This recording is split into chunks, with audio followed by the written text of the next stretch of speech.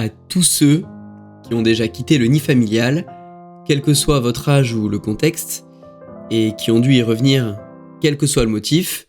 Comment l'avez-vous vécu ? C'est une vraie question que je vous pose, pour laquelle votre réponse m'intéresse sincèrement. N'hésitez pas à témoigner de votre expérience en commentaire de cette vidéo. Si on est ici, vous vous en doutez, c'est que je m'apprête moi aussi à vous exposer ma vision sur le sujet. Et en vrai, j'aimerais que certains de mes mots résonnent dans votre esprit. Ça me rassurerait dans l'idée que je ne suis pas le seul à vivre et à me questionner de la manière dont vous allez le découvrir. Petit préambule, dans cette vidéo, on va aborder les thématiques d'acceptation en grande partie, de temps qui passe, de retour en enfance, de choc de la réalité, de différence de vision et de mentalité. Et petit spoiler, vous allez voir que tout réside dans le premier thème que l'on vient de citer. Vous connaissez le mythe grec de l'Iliade et de l'Odyssée, écrit par Homère au 8e siècle avant JC ? Synthétisé en une phrase, il raconte le récit d'une guerre déclenchée par une histoire d'adultère, à partir de laquelle Achille et Ulysse notamment se devront de rejoindre le camp d'Agamemnon, l'homme cocu, si j'ose dire, et de se battre à ses côtés contre la nation de Troie dans le but de récupérer Hélène, la femme d'Agamemnon, capturée par un Troyen du nom de Paris, le frère d'Hector, lui-même prince de la cité troyenne. Suite à cette guerre qui durera 10 ans, dont, attention, spoiler à venir, les Grecs sortiront vainqueurs, le deuxième récit homérien raconte l'Odyssée, dont nous suivrons les aventures du voyage retour d'Ulysse dans sa patrie, à Ithaque. Ce voyage durera lui aussi 10 ans et sera parsemé d'obstacles au bout desquels Ulysse retrouvera sa famille après une vingtaine d'années de séparation au total. Ok, on a peut-être fait un petit détour avec une légère phrase d'explication de ces mythes depuis le début de cette vidéo, mais restez dans la roue, vous allez très vite comprendre. Je m'adresse à présent à ceux d'entre vous qui n'ont pas connaissance de ce mythe.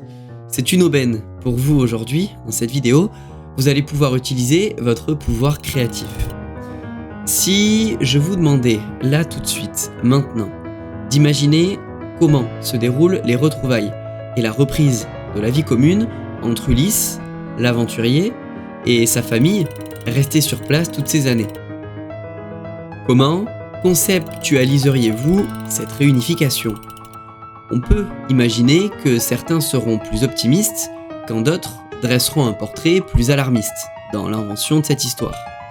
Enthousiasme, joie, nouvelles habitudes, évolution de l'esprit, des mœurs, de la moralité. Mais, quoi qu'il arrive, il y a toujours une part de difficulté après cette longue séparation, c'est exactement là que je veux en venir.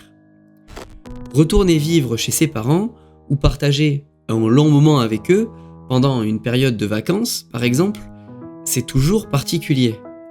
De mon côté, je vous le donne en mille, je l'ai toujours vécu péniblement. Et petite précision, je parle bien ici de vivre des moments avec mes deux parents. Parce qu'à chaque fois que je les vois l'un ou l'autre, ça se passe relativement bien. Je n'irai pas beaucoup plus loin dans les explications, on rentre ici dans le domaine du personnel, mais je trouve qu'il y a déjà là matière à penser. Je ne sais pas si c'est pareil pour vous, mais effectivement, mes parents ont chacun leur caractère. Et je vous jure qu'autant des fois ils s'entendent bien, ils sont même choux ensemble, autant à d'autres moments ce sont des phénomènes, un vrai sketch vivant. Ils se prennent la tête pour un rien, ils ont des fois l'art de transformer une micro-vibration en un véritable séisme. Quand ils sont confrontés à leurs idées et qu'elles sont différentes, ils ont la satanée manière de se braquer. À partir de là, impossible d'aller plus loin dans la discussion, que je considère pourtant comme le moteur de la compréhension. Voilà, on y vient, je pense que vous voyez où je veux en venir. Je constate, non pas un contraste, mais une véritable fracture entre nos différentes visions de la vie, du couple et notre état d'esprit. Je trouve ça si regrettable de ne pas communiquer suffisamment, de ne pas se soumettre à une idée opposée, de ne pas enrichir son esprit à l'approche d'une nouvelle connaissance par ego, orgueil et suffisance. Et à la fois, pour qui je me prends à critiquer mes parents? Ils m'ont éduqué, supporté, transmis, donné tout ce dont un enfant peut avoir besoin pour grandir convenablement, et bien plus que ça d'ailleurs. Et moi j'arrive et je me permets de critiquer la souche qui m'a donné la vie? Pour qui je me prends? Eh bien, plus j'avance, plus je comprends que si je suis affecté par leur relation parfois électrique, dont j'en suis le spectateur, c'est parce que ça me touche directement. Logique, ce sont mes parents. Et je vous le disais, on a d'un côté de sacrés personnages qui parfois ne font même pas l'effort de se comprendre entre eux, de l'autre, un Ben, salut, qui se cherche constamment, qui n'hésite pas à casser les codes qu'on lui a transmis pendant son éducation, dans le but de sans cesse évoluer, et entre les deux, une belle différence de vision et de mentalité. Et je sais que je ne suis pas le seul. Je pense même qu'on est une majorité à vivre ça en vérité. C'est normal et entièrement naturel. C'est le résultat de plusieurs dizaines d'années communes de leur côté et d'un développement nourri par une envie d'évoluer du mien et bien plus généralement de tout jeune qui prend son envol entre ses 15 et ses 30 ans et qui reviendrait ou aurait à supporter ses parents pour une plus ou moins longue période.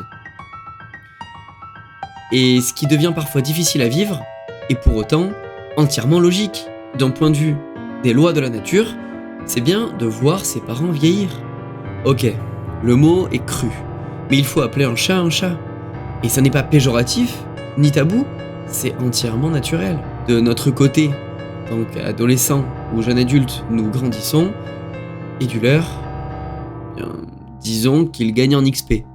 Et la clé de voûte du temps qui passe, c'est d'après moi, et peut-être que ma vision de la vie est déformée d'une réalité qui m'échappe une fois cet âge atteint, mais pour l'instant, je persiste à le penser, la clé de voûte du temps qui passe, c'est donc d'après moi de continuer, d'évoluer, d'apprendre, de découvrir, de voyager, d'admirer, de ne jamais se lasser de la complexité de notre monde comme lorsque l'on était enfant.